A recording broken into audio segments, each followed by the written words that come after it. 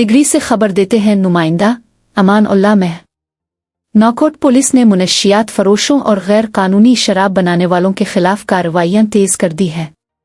3 मुल्जिमान को गिरफ्तार करके कच्ची शराब की 2 भट्टियां नाकारा बना दी गईं और हजारों लीटर कच्ची शराब बरामद कर ली गई है।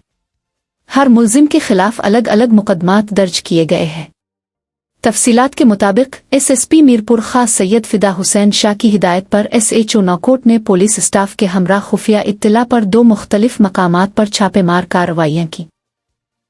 पहली कार्रवाई के दौरान सामरोटी शाख के करीब नारायण कोल्ही और करिशन कोल्ही के घरों के पास कच्ची शराब की भट्टी को मिसमार करके दोनों मुल्जिमान को शराब बनाते हुए रंगे हाथों गिरफ्तार कर लिया गया।